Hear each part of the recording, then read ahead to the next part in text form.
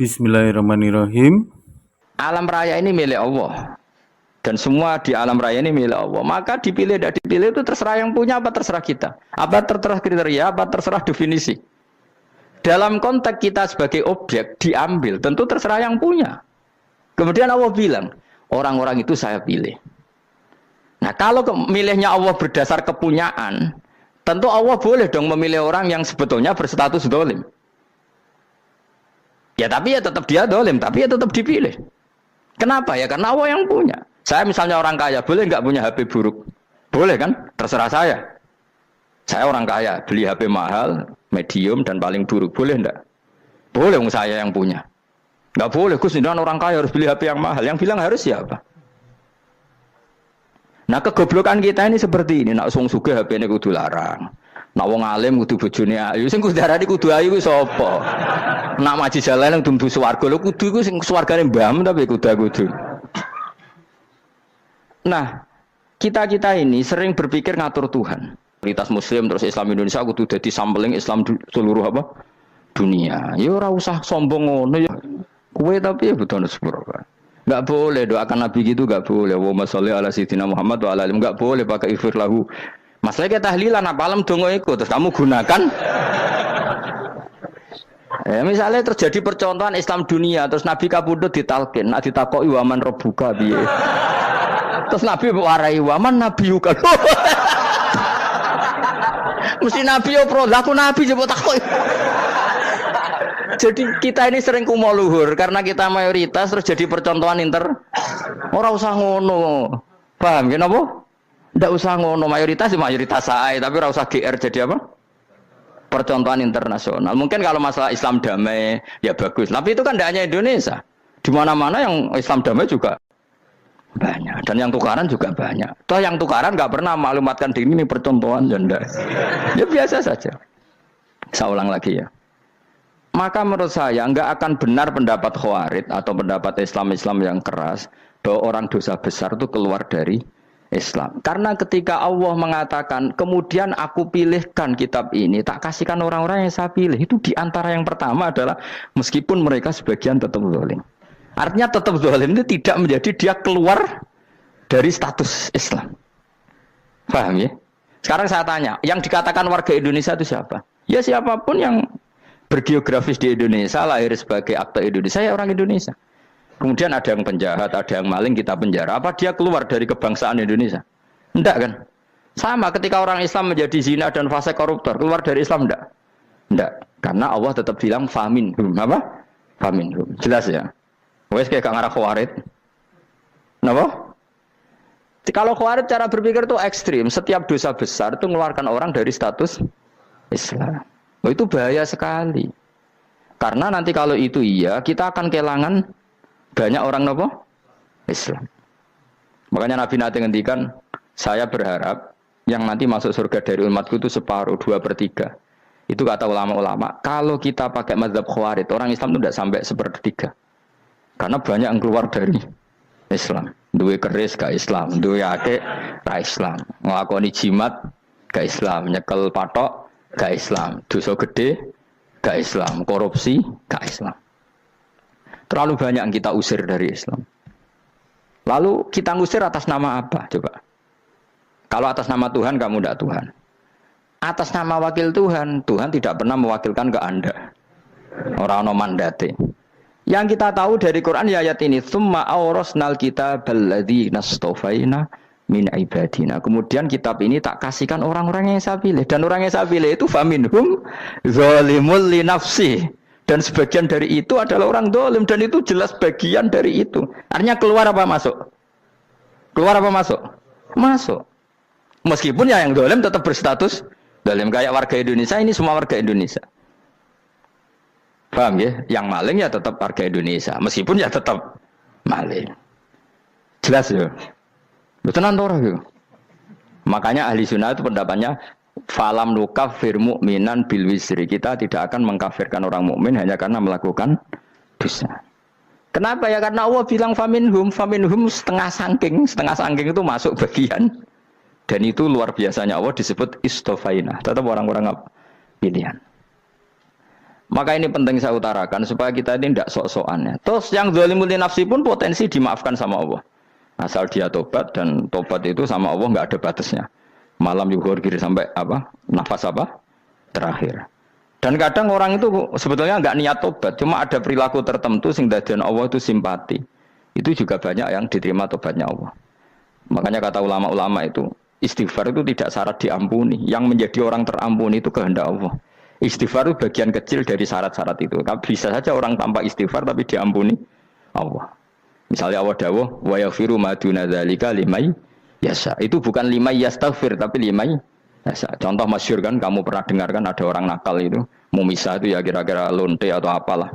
Dia datang pulang ketika melihat anjing ngeleti pasir, dia berpikir ini kehausan kayak saya. Kemudian dia turun ke sungai memberi minum anjing itu, kemudian Allah memaafkan dia karena itu. Pas itu di semua hadis riwayatnya dia tidak pernah istighfar. Telah punya perilaku yang menjadikan dia diampun. Banyak enggak seperti itu? Banyak, makanya wa yaghfiru ma duna dzalika liman yasha. Mayasa itu ya yang digedaki Allah. Bisa saja kalian ini sering istighfar tapi enggak dimaafkan Allah. Tapi delala punya satu perilaku yang cara Allah itu penting, kemudian dimaafkan. Kayak Saharatu Fir'aun, itu dia tidak pernah istighfar, tukang sihir Fir'aun. Dia diampuni Allah, dikasih iman tuh gara-gara jadi wong Jogja. Terus ngono tok. Jadi pas mau duel adu sihir. Iku dalah dekne mendingan ya. Qalu ya Musa imma antulqiya wa imma annakuna nahnul mulkin. Monggo jenengan riyen napa kula riyen. Dadi gara-gara dekne didikan Jogja niku. Lah wong ape duel, mestinya tarung itu semakin cepat mengambil kesempatan kan semakin menang. Ini sudah jelas tarung. Ngapunten jenengan riyen napa.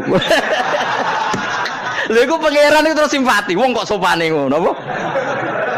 Akhirnya Allah memberi iman gara-gara apa? Imma antulqiya wa imma annakuna nahnul mulkin. Monggo jenengan riyen. Lah Musa juga Allah juga enggak terima kalau nabinya kalah sopan. Sehingga Allah memerintahkan Musa adalah sopan. Mboten jenengan mawon. Jadi Nabi Musa qala bal alqu. Jadi Nabi Musa enggak jenengan riyen mawon.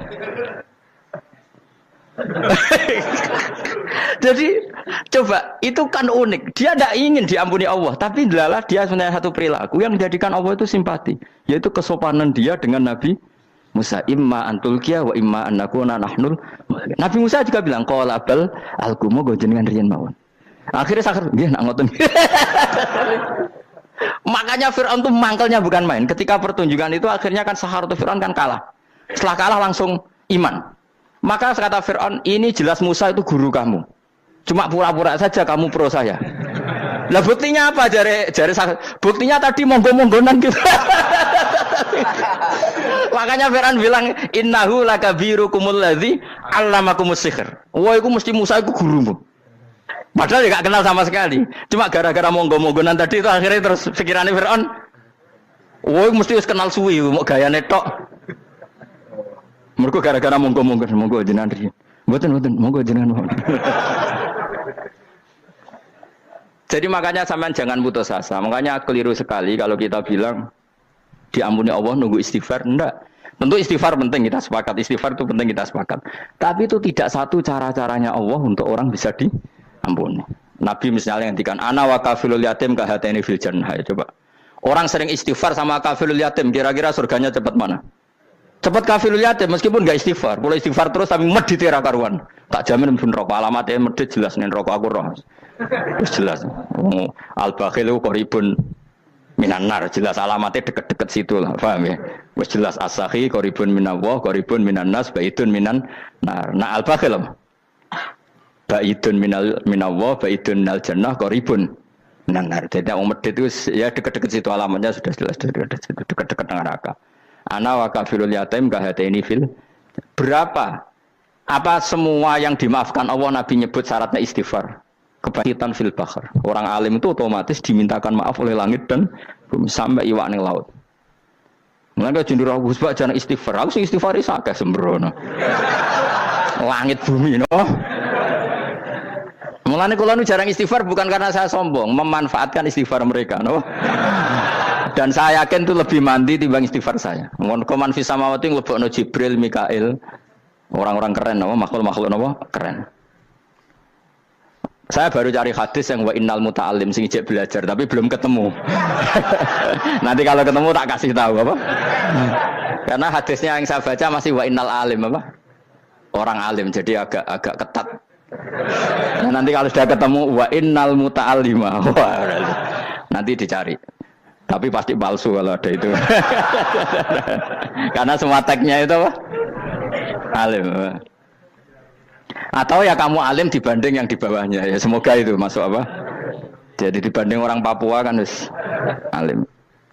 Saya ulang lagi ya, ini penting sekali. Jadi latihlah jangan punya gerakan takfiri orang lain dianggap kafir, orang lain dianggap kafir karena Allah tidak pernah mengusir hambanya. Meskipun apapun salah najiyah kata Allah tetap faminhum. Apa? Faminhum. Hum itu rujuknya ke yang depan. Jadi termasuk orang-orang yang saya pilih adalah faminhum zalimul li nafsi. Tetap dia di arena itu. Nisbatnya Islam ya tetap di area Islam itu. Meskipun yang ya kayak warga Indonesia coba. Warga Indonesia itu siapa yang terlahir di Indonesia dan berKTP berkartu keluarga Indonesia sudah. Nanti tentu yang bajingan tetap bajingan, yang koruptor tetap koruptor. Tapi menjadi warga Indonesia terus keluar dari warga Indonesia. Tetap warga Indonesia. Kira-kira seperti itulah analoginya. Tetap istofaina tapi tetap berstatus faminhum zalim. Tapi rujuknya kan tetap faminhum ikut setengah saking alladzinas tofaina. Mulane ngaji sing tenanan kowe ora usah anut khawarit. Khawarit ku opo ngamukan. Sithik-sithik wong liya salah yo apa-apaan. Loh saya juga mangkel be wong zalim. Semua orang soleh mangkel be wong zalim, tapi ya dihukum saja. Misalnya dalam Islam ada qisas, ada had, ada hadul qadzaf, hadus sariko. Ya hukuman saja, tapi hukuman itu tidak bisa menghilangkan status. Ya sama seperti manusia tetap manusia, meskipun apapun dia ya manusia. Ya tadi misalnya manusia itu siapa? Ya manusia itu ya manusia. Terus kamu bikin orang yang standar ideal manusia adalah yang berperilaku baik, yang enggak pernah salah. Kemudian kalau Zaid itu maling berarti tidak manusia. Terus barane apa? Ketek. Tidak bisa, makanya kembali lagi dinul aja. Kamu bikin definisi manusia itu tidak usah seangkuh itu. Manusia seperti ini manusia ya sudah, maling ya manusia, orang soleh ya manusia, orang sedengan ya manusia. Lelaki itu apa? Yang punya alat kelamin penis itu lelaki titik sudah. Sehingga nanti warisannya ya dia lelaki. Sholatnya dia bergaya. Kamu tidak usah bilang gini, lelaki adalah yang cakap memimpin, yang maco, yang kuat. Jika kalau tidak seperti itu namanya perempuan. Terus kamu membolehkan yang seperti ini jadi makmumnya perempuan. Imamnya perempuan sing maco. Kacau enggak kalau agama nuruti logika-logika itu? Enggak, jawab aja. Kacau. Lalu lucunya sekarang banyak kecerdasan yang mengarah ke sana. Makanya agama ini jadi kacau. Karena sudah ada dinul ajais. Agama ini agama ummi. Ya agama ini agama ummi. Kata Allah, huwaladzi ba'atsa fil ummiyin. Ummiyin itu lugu itu polos. Jadi kalau orang polos misalnya gini. Ini apa? Kira-kira kalau jawab orang polos ini. Jam. Bagus kan jawab jam. Jam untuk apa? Penunjuk waktu ya sudah seperti itu. Tapi kalau orang engkek. Ini itu apa jam? Itu barang murahan. Bulat kan oleh jawab. Mana numpak mobil carry itu apa? Itu black melaku. Yang mobil itu Alphard. Jadi kacau. Enggak boleh agama dibawa ke sana. Apa? Agama di sana dibawa ke sana. Nah itu madzhabnya ahli sunnah apa? Wal jamaah. Ketika Rasulullah ngendikan la yu'minu ahadukum hatta yuhibba li akhi, ora kok diarti ini ora iman. Jika yang menyala itu tidak iman, tidak seperti itu cara mengartikan ahli sunnah wal jamaah. Karena status itu tidak pernah hilang.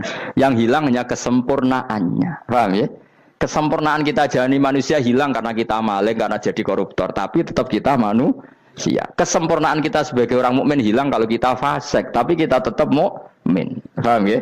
Makanya setiap hadis gitu kata ahli sunnah la yu'minu imanan kamilan. Wis dong ya? Dong? Ya terus alhamdulillah subhanallah. Ya doa alim mas malam rolikur.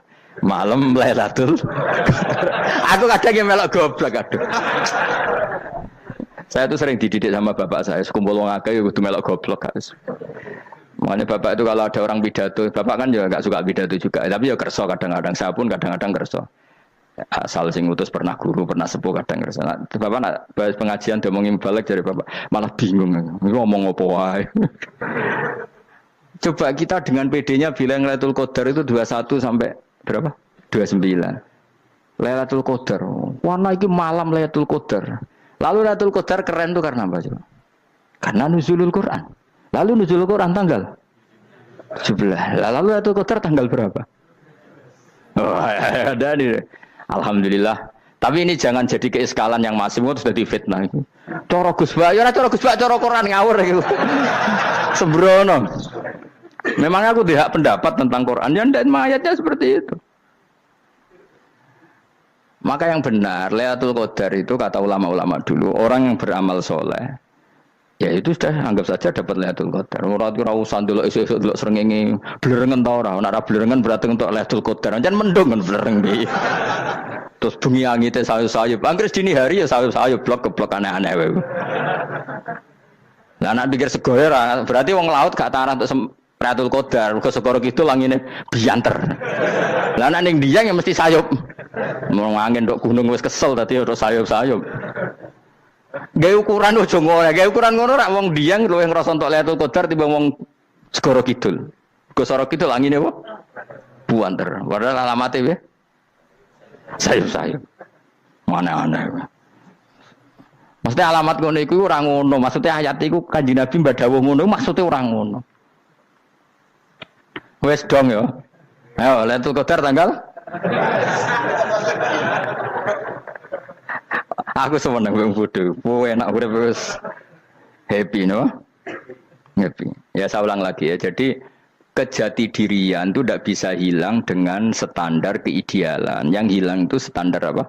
Keidealan. Misalnya kita maling ya eman lah sebagai orang mukmin kok maling. Warga Indonesia kok kriminal tuh eman, tapi dia tetap orang Indonesia.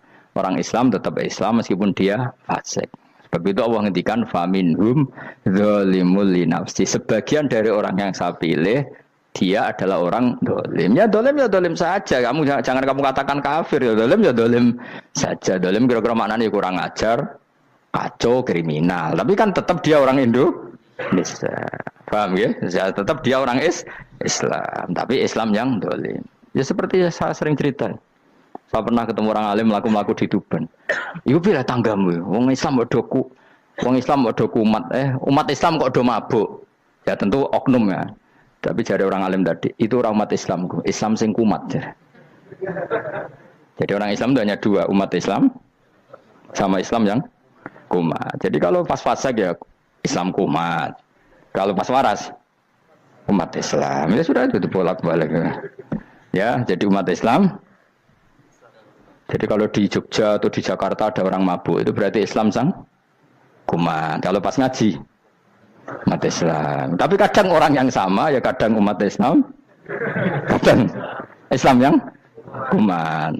Ya sudah seperti itu. Dan nanti pas diambil Allah, ya tetap statusnya dua tadi. Umat Islam dan Islam yang kumat. Jadi jelas ya. Jadi jelas sekali makanya orang Khawarij itu kata Rasulullah syarrul khalqi wal khaliqa. Ela-ela makhluk itu orang Khawarij. Karena dia menghilangkan status kejati dirian. Itu bahaya bagi kelangsungan negara. Negara maupun agama. Jadi misalnya kalau orang nyuwun sewu misalnya ada orang kriminal di Indonesia. Terus dianggap gak warga Indonesia. Terus mau dibuang kemana? Coba. Sama kalau semua orang Islam yang salah dianggap kafir. Terus lalu mau kamu buang kemana? Padahal dengan kamu katakan kafir, artinya dia sudah tidak wajib sholat. Orang kafir tidak wajib sholat, tidak wajib puasa. Apa tidak lebih ngeri? Karena dia tidak berkewajiban melakukan ibadah-ibadah Islam. Berarti Anda lebih ridho dunia ini rusak. Ya misalnya Zaid, karena megang patok kuburan, atau melakukan dosa besar, kamu katakan kafir. Setelah kafir, dia wajib sholat tidak? Tidak kan? Wajib puasa tidak? Berarti kan malah jura-jura. Karena mendorong orang keluar dari ring permainan kesalehan. Tapi kalau kita katakan Islam, kemudian kita bina. Kan ini jadinya aset. Dengan kamu katakan Islam artinya menjadi aset kan. Bandingkan kalau kamu katakan keluar. Paham ya? Makanya Nabi ngendikan ala umatku itu apa? Khawarij. Karena ini bahaya. Bahaya. Negara juga gitu. Andaikan kita berpikir ekstrim, yang melanggar negara tidak warga Indonesia. Yang demo tidak warga Indonesia. Sing beda pendapat dengan pemerintah enggak warga Indonesia, negara ini habis. Kehilangan 50% warga Indonesia. Ya biasa saja, yang salah ya salah, tapi tetap warga Indonesia. Kalau secara aturan hukum harus dihukum ya dihukum. Asal objektif, asal adil. Kayak misalnya santri saya, yang santrinya Gus Bak itu siapa? Ya pokoknya saya ngaji. Kamu nggak usah pakai definisi ideal, sing ngaji, sing paham, sing ora ngantuk, sing pinter. Yo ngiyai dul kok. Mana.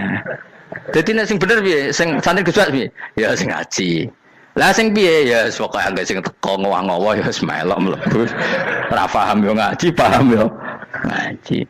Wong didelok kolange itu pokoke anggere sing teko ngono. Malaikat ora niteni sitok-sitok itu paham ta ora iki. Malaikat itu ono sing drengki disalahno pangeran, kita tak jamin. Tapi bukan malaikat elit sing didrengki, ora malaikat elit, malaikat awam napa? Masyhur itu kan. Innalillahi ta'ala malaikatan sayakhina fil ardi yabtahuna khilaqal dzikr. Terus Allah punya sekian malaikat yang tukang mencari-cari tempat dzikir. Khilaqul dzikri itu tempat-tempat halal haram, tempat-tempat ngaji. Kalau orang toreko ya tempat wiridan oleh maknanya. Tapi kalau orang fikih maknanya tempat diajarkannya halal dan haram. Terus setelah ketemu orang ngaji terus kata para malaikat sing apian, halumu ila buhyatikum. Ini tempat kamu, ini orang ngaji. Kemudian ada malaikat yang agak hasud, tapi entah gimana hasudnya. Pokoknya bilang gini, itu ada orang yang datang ke situ tidak niat ngaji, nyari temannya. Kebetulan temannya itu ngaji. Maka ya Allah itu jangan masukkan kategori yang ngaji, karena dia nyari situ nyari temannya. Kebetulan temannya itu ngaji. Tapi apa kata Allah? Hum alqaumu la yasqa bihim jalisuhum. Wes ngono lah, asal melok gabung tak sepuro kata Allah. Hum alqaumu la yasqa bihim jalisuhum. Mereka adalah kaum asal ikut duduk saja, ikut nimbrung duduk saja dengan niat yang macam-macam, tetap tak ampuni kata Allah. Tidak penting kan niat ngaji ku hiburan, alternatif, dibanding ngomong sumpah ngadepi bojo. Wes gak penting kabeh. Soale anggere melok nimbrung sah. Enak loh? Nah, ya alhamdulillah. Sauni-unimu. Jadi agama itu pokoknya jangan kulino merubah kesestatusan. Makanya itu hebatnya ahli sunnah napa wal jamaah. Setiap ada hadis la imana liman la ahdalah. Enggak ada iman bagi orang yang enggak nepati janji. Semua ahli sunnah nafsiri gimana? Tidak ada iman sempurna, tapi dia tetap mukmin, cuma tidak sempurna. Tidak dihilangkan status mukminnya. Masa orang Indonesia kalau maling enggak orang Indonesia? Lalu kamu buat kemana dia? Ya tetap dia orang Indonesia meskipun tidak ideal sebagai warga Indonesia, tapi tetap orang Indonesia. Jelas ya. Tadi summa awrasnal kitabal ladzina istofaina min ibadina. Terus orang yang istofaina itu berstatus faminhum zalimul linafsi. Tapi tetap istofaina, tetap orang-orang apa? Pilihan. Karena kita alhamdulillah apapun fase kita dipilih Allah menjadi orang Islam. Alhamdulillah alladzi hadana li hada ma kunna linahtadiya laula an hadana Allah. Dan kita alhamdulillah dengan segala kekurangan kita tetap dipilih Allah menjadi muslim. Ora terima muslim pembawa jalalan, enggak keren ta Mas. Jasa no. Jasa. Muslim pecinta Lailatul Qadar. Meskipun salah tanggal. Ayo gumun wae wong. Gak tau mikir ono to kan. Iya, soalnya aku lah ya yakin itu Qadar tanggal 21. Karena suara mayoritas suara Tuhan. Kula ya melok goblok kan. Kula nek anggar malam 21 ya wiridanku tak tambah. Meskipun aku ya rada eskal tapi Gusti niku suarane tiyang kathah nderek mawon. Oh, inna anzalnahu fi lailatul qadar. Quran itu tak turunkan pada malam. Jadi normalnya Lailatul Qadar itu berbarengan dengan malam. Tapi ya serasa bu imani biasa lah. Mari fitnah, mari wah. Nah biasa. Yang jelas Lailatul Qadar itu bisa kapan saja. Nah ulama dulu bilang ya bisa kapan saja. Cuma kata ulama-ulama bisa saja diturunkan di tanggal itu. Ya bisa itu karena memang nuzulul Quran itu kan tidak semuanya di tanggal 17 sebetulnya. Jadi di mana-mana itu ada simbol-simbol yang dipakai. Istilahnya tanggal 17 itu simbol. Memang kebetulan ada yang tanggal 17. Tapi kita tahu kan yang turun di Haji Wada juga banyak. Coba Haji Wada tanggal berapa? 9 Arafah. Bulan apa? Dzulhijjah. Dan banyak ayat turun Isra Mi'raj misalnya. Ayat Isra Mi'raj turun bulan apa? Rejab kan? Ibu yang ngaji dorah hatam kecangkeman. Jadi Quran itu tidak hanya turun di Ramadan. Ya biasa saja, makanya kayak saya itu kan biasa ngaji Quran ya setiap saat anggap Lailatul Qadar. Cuma kita ya ikut umumnya orang Lailatul Qadar itu tanggal 21, 23. Aku lah senang malaikat sing bagian panitia itu ben jelas fokus di tanggal itu. Tapi kamu jangan pernah berpikir menafikan hari-hari lain bagi ulama tertentu, bagi wali-wali tertentu. Mereka ngalami Lailatul Qadar kullailah. Banyak wali yang bilang, saya ngalami Lailatul Qadar kullailah. Maksudnya, karena kullailah zaman Nabi itu pernah dituruni Quran. Dan semua itu artinya Lailatul Qadar. Tapi tentu ada simbol. Kayak kemerdekaan Indonesia itu dimulai tanggal berapa? 17 Agustus. Sebetulnya ya enggak. Ketika Jepang kalah itu ya sudah merdeka. Dan daerah tertentu sudah lama dulu merdeka kayak Aceh. Karena dia tidak merasakan dijajah Belanda.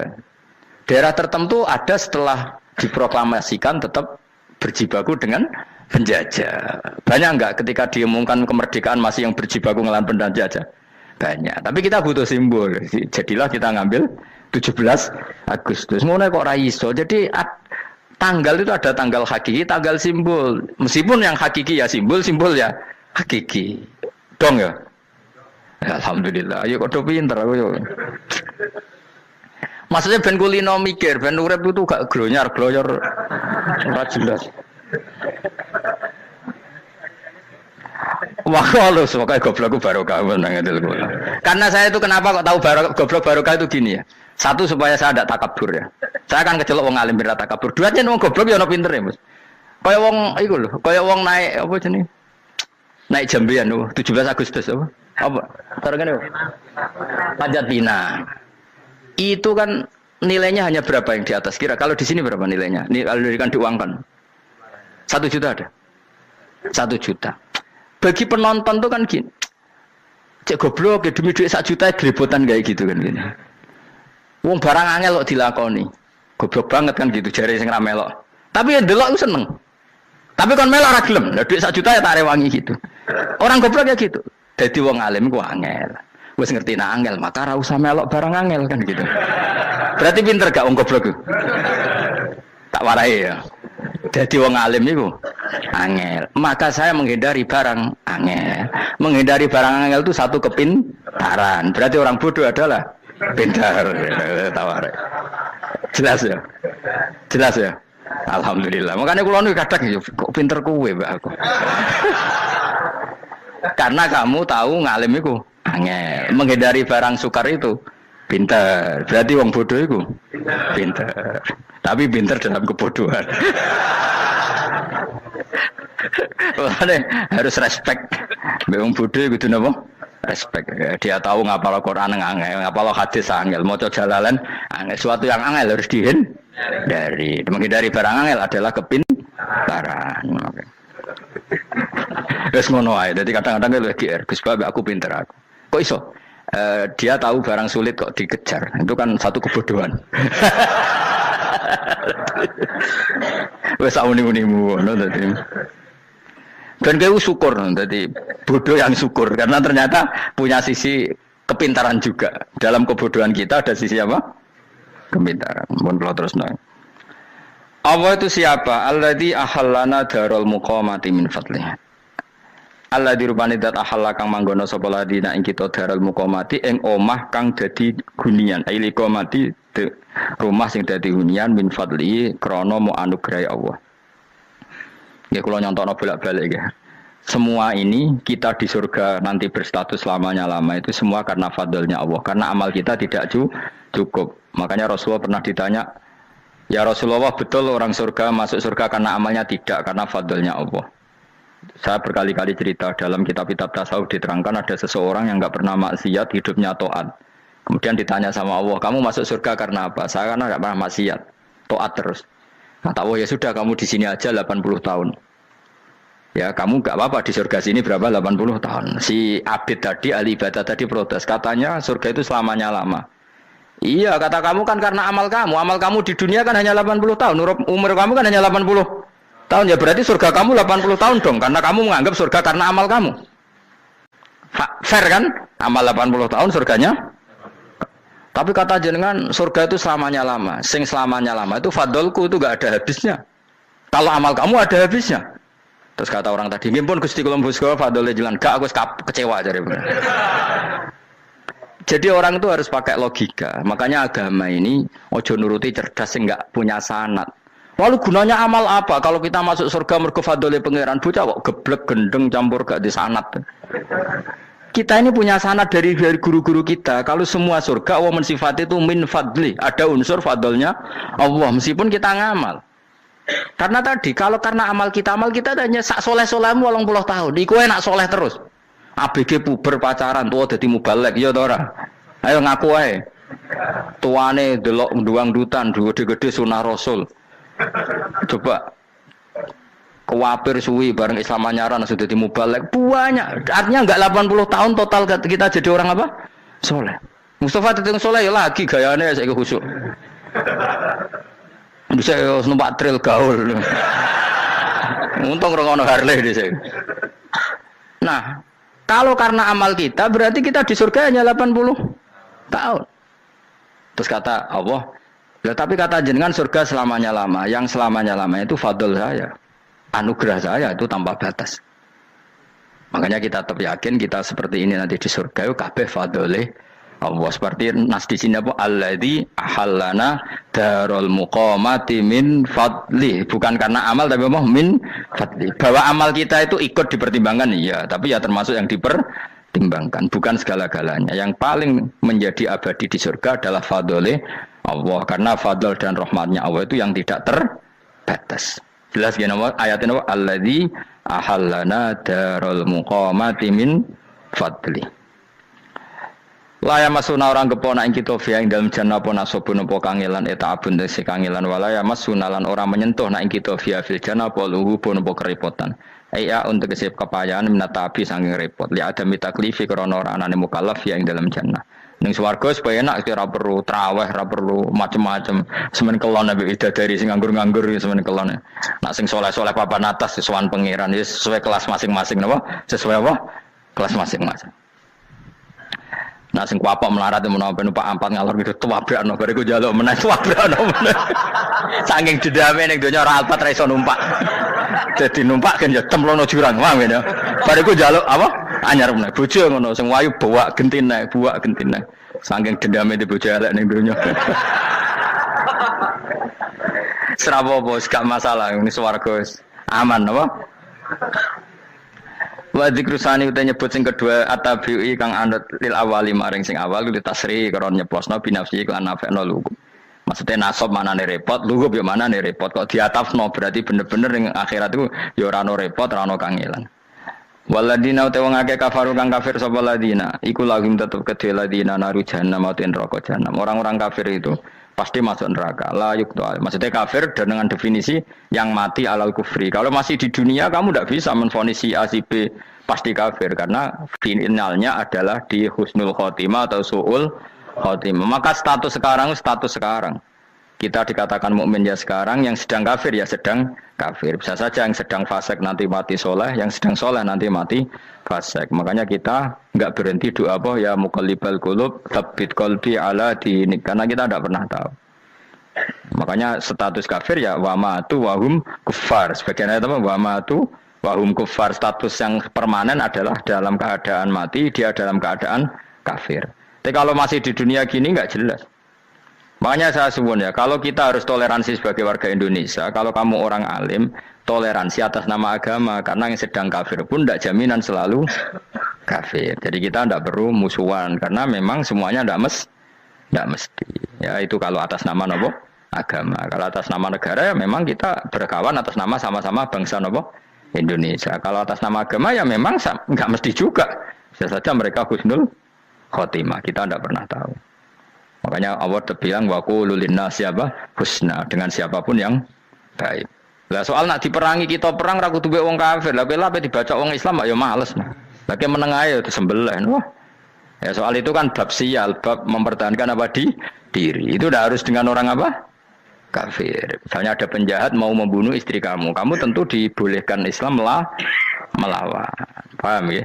Makanya di kitab-kitab fikih diterangkan ada bab di mana harbi itu kafir yang melawan kita itu boleh kita lawan. Tapi kata sarah itu udah harus kafir. Dalam konteks apa? Kita mau digarong orang atau istri kamu mau diperkosa orang ya kamu wajib melakukan perlawanan. Jadi tidak adifa anil dzali apa adifa anin nafsi. Makanya Nabi mengatakan mangkutila duna mali bahwa syahid. Jadi itu kan disiplin fikih. Makanya ngaji ya. Makanya tatus soleh juga gitu. Orang soleh yang sedang soleh nggak boleh kumo luhur, bisa saja suul khotimah. Kita punya cerita banyak. Misalnya Khalid bin Walid, Wahsy itu kayak apa Nabi bencinya sama Wahsy karena pembunuh Sayyid Hamzah. Tapi dia mati husnul khotimah. Sa'labah yang punya gelar merpatinya masjid karena selalu itikaf malah suul khotimah. Kita tidak pernah tahu. Dan tidak pernah tahu itu bagus. Karena menjadi mawas diri, menjadi tawadhu. Tawadhu itu ekspresinya macam-macam. Boleh ada ya ulama yang ini cerita aja ya. Ada ulama yang mau dicucup. Alasannya didik santri atau masyarakat biar hormat sama orang alim. Itu ya benar. Ada ulama yang nggak kerso dicucup. Alasannya saya sendiri untuk melawan ujub saya, keangkuhan saya, kesombongan saya. Ini namanya istihad. Boleh, bebas. Orang boleh. Kenapa? Istihad. Abdul bin Mas'ud itu nggak senang punya santri nderekno dia. Karena kata beliau, dillatan ditabe wa fitnatan lil mabuk. Yang derekno itu hina, dia khawatir kumo luhur apa? Kiai kalau kelamaan di derekno itu kan kumo luhur. Kadang gawa rokok era gelem, ono sing gawakno. Bahkan nyumet era gelem ono sing nyumet. Padahal kok film geng Cina wae. Geng Cina kan bodoh kan. Kadang kene bangga wong kok geng Cina kok apa? Tapi banyak juga ulama yang mau biar gue iling-ilingan di enggak apa-apa, semua itu istihad. Kenapa semua itu enggak apa-apa kita. Makanya saya itu ya kadang salaman, kadang enggak. Karena istihad kita banyak. Uwais Al-Qarni itu enggak mau salaman. Bukan karena dia menolak salaman. Dia takut kalau ada tradisi begitu, orang dicucup-cucup terus sombong. Itu juga bahaya bagi yang dicucup. Tapi ya salaman tetap sunat. Kita tetap yakin salaman itu sunat. Karena mendidik anak atau masyarakat hormat sama orang alim. Tapi kalau itu terlalu masif, nanti orang yang abal-abal menjadi keangkuhan. Delok wong sakmenake nyucup aku kabeh, keren gak? Keren apa nih? Soalnya jenengan ditakdir pun rokok aneh-aneh wae. Enggak ada yang keren di dunia. Yang keren adalah makanya Salman Al-Farisi ketika dia sukses menaklukkan Persia, itu mau syukuran. Kata Salman Al-Farisi, "Enggak, Jung. Kalau saya nanti masuk surga, saya mau syukuran, tak undang namanya." Kau juga punya rencana syukuran di surga. Nanti tak undang sama. Dan enak kan enggak usah biaya undang. Pesta besar-besaran. Enak seneng dugem-dugem ning kono ora ono maksiat. Sekono go babonmu, widadarimu go. Piro kan widadari piro? 70. Piro, Mas? Nggih rencana piro, Mas? Piro? Rukun 70, Mas. Nanti tak undang. Saya punya rencana, pokoknya sekali masuk surga bersyukuran besar-besar. Kayak tak undang ra ono berarti ning neraka.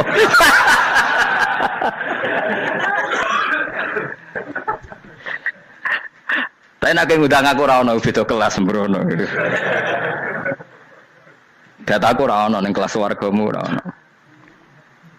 Kata Salman Al-Farisi gini, kamu ndak usah muji saya kan dia dipanggil ya Karim, kamu orang terhormat ya. Kata Salman Al-Farisi, in dakhaltul jannah fa ana karim wa in dakhaltun nar fa ana laim. Jadi saking sopannya ashabu Rasulillah itu ada yang dipanggil ya Karim aja enggak mau. Tunggu Jung ya, panggilan itu sematkan saya nanti ketika saya masuk surga. Kalau saya masuk surga fa ana karim, saya berstatus orang mulia. Tapi nanti kalau saya masuk neraka fa ana laim, saya orang yang terhina. Jadi dulu ashabu Rasulillah seperti itu. Terus ada ulama yang melawan nafsunya macam-macam. Misalnya saya milih jarang ada sowanan, saya dapati senang banyak santri sowan. Tapi bukan karena benci enggak. Karena saya takut sebagai orang yang sangat terhormat. Saya ngaji di mana-mana suka yang enggak usah pakai kursi, guling-gilingan kalau saya dan kamu setara. Saya sebenarnya bisa aja minta kursi tinggi kayak ketua MK. Banyak kan ngaji nih serapati ngalim dari gue kursi ning dhuwur, santri ning ngisor guayane kok wong pinter-pinter. Jebule kitabe maknanan ben ra konangan. Sing ngrasa apa wong modus. Ya tapi tidak suudzon ya, tapi ya ono tenan paham. Tapi kalau saya cara berpikir sederhana, kita kan sama-sama umatur Rasulullah, ya sudahlah hadin sawa. Lho andai kan kamu sanggup maca kitab ya gentenan ra masalah. Kadang dia moco aku ngrungokno, kadang aku moco enggak apa-apa. Nah ono sing wani. Tapi sekali salah tak lorot nah. Jadi dulu sahabat itu biasa. Ada yang cara ekspresi tawadhu kayak Uwais Al-Qarni enggak mau salaman karena takut dicucuk. Ada yang suka salaman karena mendidik. Banyak cara mereka melawan nafsunya sendiri apa? Melawan apa? Nafsunya. Istri saya itu dari keluarga pondok Jawa Timur. Itu dulu eskal sama saya, janggal karena anak saya kalau mau jajan tuh saya tidur pun dibangunkan. Papa bangun, saya minta uang. Itu ya sampai sekarang begitu. Istri saya itu eskal, janggal. Karena janggal kan ada Jawa Timur sopan sekali sama orang tua. Tanya saya, karena dia keluarga orang terpelajar, tanya, kenapa itu dibiarkan? Saya jawab saya, ya kalau tidak minta saya nanti minta mbak-mbak atau kangkang. Orang yang paling harus dingel-ngelo anak itu orang tuanya. Sehingga yang paling harus diganggu anaknya ya orang tuanya. Sampai sekarang anak saya berani minta mandi saya, gendong saya. Kalau orang tuanya saja gak siap dingel-ngelo, lalu apa kata dunia? Kan aneh. Nah, itu ajarannya bapak. Saya dulu bapak Sugeng itu biasa jagoan sama bapak. Ya biasa misalnya saya lesu pak kalau pengen mangan ya, cung tuku. Zaman itu pakai motor, pakai sepeda motor biasa sama bapak ke pandangan. Saya sampai sekarang sama anak-anak saya akrab. Karena pikirannya orang tua saya dulu ajarannya yang paling berhak dingel-ngelo anak ya orang tua.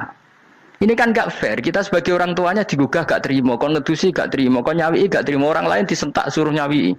Dan orang lain itu pembantu hanya karena kamu gaji seberapa? Hubungan anak dengan pembantu itu kan karena uang. Kamu ingin berbasis hubungan hanya karena itu goblok sekali. Hanya istri saya nerima. Jadi ini bukan berarti saya bikin konsep begitu ya. Ini cerita saja. Banyak guru-guru kita termasuk orang tua saya kalau ngajarkan gitu. Tapi ya tentu ada orang yang ngajarkan anak oleh gugah wong tuane pas turu.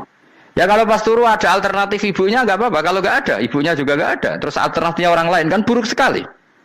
Kalau alternatifnya orang apa? Lain. Tapi orang tua kita kadang kesuwen oleh didik adab berlebihan sampai anti ilmu. Ya itu tadi didik adab tapi anti. Ojo gugah wong tuamu, wong turu digugah. Akhirnya Nyon Sewu minta tonggo, pernah bulik bude yang kadang Nyon Sewu mereka sendiri susah kan, nggak punya uang kan terjadi kacau. Demi adab tapi menghilangkan ilmu. Tidak boleh, nomor satu itu ilmu baru adab. Coba orang paling berat dingel-ngelo anak harusnya siapa coba? Orang tua. Jadi mestinya pas kita turut juga ya santai wae, ini sudah tepat. Nah kecuali ngelama, artinya ngelama itu sudah jajan minta lagi lah itu kan ada ukurannya, tentu ada apa? Ukurannya. Tapi kalau fi awali marroh jajan hari pertama di hari itu memang jajan pertama kan nggak dolim. Kecuali minta yang ketiga keempat lah itu baru mungkin salah. Akhirnya istri saya menerima konsep ala saya ya sekarang ya menerima. Sampai sekarang saya biasa misalnya habis ngajar dari Sarang atau ngajar dari Kudus baru datang anak saya rewel minta jalan-jalan ya saya turutin. Karena menurut saya yang paling harus kangelan demi anak adalah orang tuanya, bukan orang lain. Padahal saya punya santri loh. Kalau mau keren-kerenan saya punya semuanya. Tapi itu kan nggak hukumnya Allah. Keren itu kan hukumnya manusia. Di santri terus dia ini berhak ngongkon. Ini kan hukumnya manusia. Hukumnya Allah ya gak ada. Hukumnya Allah ya wong tua, be anak-anak be wong tua. Hukum liyane gaweane manusia. Yang penting ku anfusakum wa ahlikum. Nah, ora ono santri kaum barang ora ono. Gaya-gayanane mubalek ini umat saya terus dihitungi. Ku apa-apaanan. Enggak ada dalam Quran yang ada ya ku anfusakum wa ahlikum nar. Jadi yang penting hubungan orang tua anak. Nah, baru orang lain itu wa ila adin akhahum huda. Ya itu yang kedua ketiga. Tapi ilmu ini sudah banyak yang hilang. Makanya banyak mubalek ngamuk anak. Bocah rasopan. Wah aku nang jopo ning tinti wong wedi aku. Anakku dhewe rasopan. Lah bapak dhewe rasopan ya. Karena mendahulukan orang lain ngalahkan anak. Ketika anaknya rasopan dekne gremeng apa? Memangnya dia sopan cara hukumnya Allah dan Rasul. Ketika mendahulukan orang lain itu dalam status hukum Allah dan Rasul dia sudah tidak sopan. Ada dosen ngajar mahasiswanya dengan segala artikulasi terbaik, kemampuan bareng rangno anaknya sampai rasa-rasen. Ya gitulah baca sendiri di buku. Ya gitu. Karena di kampus dapat gaji, nampe anaknya rantuk gaji. Banyak orang mulang ngarepe wong akeh iso tenanan, mulang anaknya ra tenanan. Mergo nak mulang wong akeh diapresiasi, nak mulang anaknya kadang tinggal dolanan kadang. Itu tidak benar, tidak seperti itu Islam mengajarkan. Islam mengajarkan nomor satu ku anfusakum wa ahlikum, jaga diri kamu dan keluarga kamu. Makanya Rasulullah itu ngajari sholat Hasan Husain diajarin sendiri cucunya, diajak ke masjid diajarin. Meskipun jadi beri hak-haknya sebagai seorang anak, numpaki Nabi ya dibiarkan, tapi diajari kebaikan diajarin sendiri. Sampai Sayyid Hasan umur 8 tahun sudah menjadi rawi hadis karena memang diajari sendiri oleh siapa Rasulullah. Kayak apa?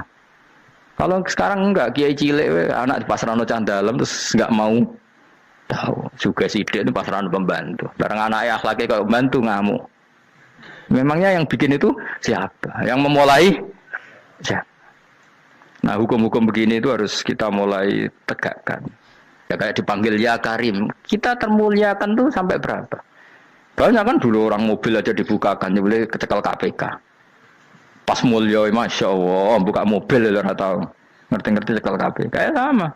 Neng dunia disusul-susul sebelum rokok kan rugi, bener. Makanya saya ngikuti mazhab Salman Al Farisi. Saya sudah niat syukuran besar-besaran tak jamin, tak undang teman. Tapi daripada saman konangan nggak di situ, mendingan enggak ya. Karena kalau ada undangan nanti kelihatan siapa yang di dalam dan siapa yang di luar. Nggak usah yo, nggak usah. Jangan nanti takutnya nggak ada di situ malah mari ngenes kula. Kecuali nggak ada di situ, malaikat itu nggak ada Gus di kelas jenengan, tapi mungkin di bawah ada. Alhamdulillah kalau gitu mau beda napa? Kelas. Tapi nak sing sitok ning swarga sitok neraka innalillahi wa inna ilaihi raji'un. Kami semoga malaikatnya hanya jawab gitu. Enggak ada Gus, kalau di kelas ini enggak ada. Mungkin di bawahnya ada. Tapi nanti pengurusnya enggak mau, pengurus warga itu. Enggak bisa ini. Kalau beda kelas harus pakai visa. Karena lintas apa? Negara. Ya jelas ya. Jadi kata Salman Al Farisi gimana? Jangan panggil saya ya Karim sekarang. Kalau nanti saya masuk surga, fa'ana Karim. Wa in dakhaltun nar fa'ana Laim. Laim itu terhina. Nah kalau semua orang berpikir begitu kan semuanya tawaduk, semuanya tidak kumoluhur. Ya karena ya dunia ini nggak pernah jelas. Makanya Nabi yang Nabi saja berdoa apa ya muqallibal qulub tsabbit qalbi ala dinik. Dat yang membolak-balikkan hati. Karena kayak apa kita mencintai Indonesia, mencintai masyarakat Indonesia. Tapi kayak apa kalau kamu sudah datang ke Singapura? Rawang Singapura dinamis terus gerutu. Orang Indonesia itu pemalas, tidak kayak orang Singapura, dinamis maju. Tapi kan orang di Singapura gak gelem. Tapi di Indonesia men gerutu, orang Indonesia tidak kayak orang Singapura. Cara aku nak ngomong ngono gak usah urip ning Indonesia, kono urip ning Budi. Singapura. Islam Indonesia gak mutu kok ada di Timur Tengah, jubahan semua gini-gini. Enggak ana wong goblok ra iso ngaji jubahan ya dene ra trimo goblok jubahan. Angel ngadepi wong ku angel. Terus kon piye? Sing biasa wae koyo kula jenengan wis biasa, wae ngaji-ngaji, wae turu-turu, wae mangan-mangan wis biasa wae. Dinul aja, agama kita, agamanya orang lugu. Penting hubungannya dengan Allah spesial bahwa kita yakin hidup kita namun bergantung kepada Allah Subhanahu wa taala dan kita selalu nyifati Allah nikmal maula wa ni'man nasir. Selagi Tuhannya Allah pasti kita ditolong. Apapun kondisi Indonesia, Tuhan kita tetap Allah, tetap ditolong. Kita pernah keluar dari penjajahan Belanda, tragedi PKI, ya apa saja problem kita pernah keluar karena Allah Tuhan kita, nikmal maula wa ni'man nasir. Sudah, iktimatnya sama Allah, jangan pada yang lain. Yang lainnya itu hanya aturan bernegara saja. Kita butuh presiden, butuh macam-macam, itu aturan bernegara. Tapi kesejahteraan kita tetap Allah nikmal maula. Karena kalau Allah yang enggak berkenan, Jawa dihilangkan les lewat ekuifaksi selesai. Atau meteor satu jatuh selesai. Makanya Allah selalu mensifati dirinya, saya yang memegang langit bumi, saya yang mengatur langit bumi. Beberapa benda langit enggak jatuh ke bumi karena saya, kata Allah. Inna wa yumsikus samawati wal ardo antazula wa la inzalata in amsakahuma min ahadim min ba'di. Kalau sistem alam langit itu hancur, semuanya hancur. Tapi kita enggak. Kadang-kadang membayangkan dunia enggak hancur itu kalau kestabilan negara. Negara tak stabil, kalau alam enggak stabil mau apa? Semuanya agak koruptor, semuanya adil, tapi diguncang gempa tetap selesai.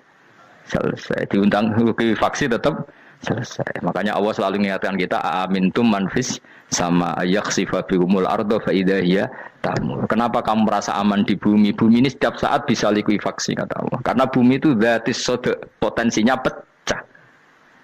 Tapi kalau kita ingat situ kan akhirnya bergantung sama Allah sambil bernegara secara benar, bertetangga secara benar. Susahnya apa sih hidup benar? Wong hidup benar itu nikmat. Kulo mboten nate urip susah. Ngerti masalah sing pangeran Gusti niki wae jenengan ya sudah selesai. Dadi nak tahlilan ojo ngrameni tok, dijiwai nikmal maula. Nikmat itu sebaik-baiknya, nikmat itu sebaik-baiknya. Artinya kita selagi punya Tuhan itu pasti nasib kita ya sebaik-baiknya. Ngomongin nikmal maula tapi mbek gerutu. Seramutu. Lan ora dadi wali perkarane ya apa. Jadi wiridane wae tapi ra dijiwai, enggak boleh seperti itu. Tapi lumayan, timbang ora wali ra wiridan malah ra karo-karuan malah. La yuqda alaihim raden putusna sapa alaihim ing atase ahlun nar bil mauti lan mati fayamutu mongko iso dadi mati sapa ahlun nar fayastarihu. Mongko iso istirahat sapa ngakeh. Jadi ahlun nar ketika disiksa minta mati. Maksudnya mereka minta mati itu tidak merasakan sakit. Tapi nyatanya mereka sudah tidak bisa mati. Berarti disiksa terus terus walai khofaf lan ora den ringan napa anhum saking ahlun nar min adzabia saking siksa sinar torfata ini ning sak kedape mri jika kaya mengkon-mengkono kabeh kama jasinahum tegese kaya oleh males ingsun wong akeh nadzi males ingsun kula kafurin ing saben-saben wong sing banget kafire banget ingkare ning Allah lan nikmat-nikmate Allah manane kafir bilya iklan ya yadzi wa nuni lan nun al maftuhah kados kita tidak yadzi tapi napa nadzi nggih kadhalika nadzi kullaka. Demikian tadi telah kita dengarkan bersama pengajian dari Gus Ba untuk hari ini. Semoga berkah barokah bagi kita semua. Amin amin ya robbal alamin. Sampai jumpa di pengajian Gus Ba selanjutnya. Wassalamualaikum warahmatullahi wabarakatuh.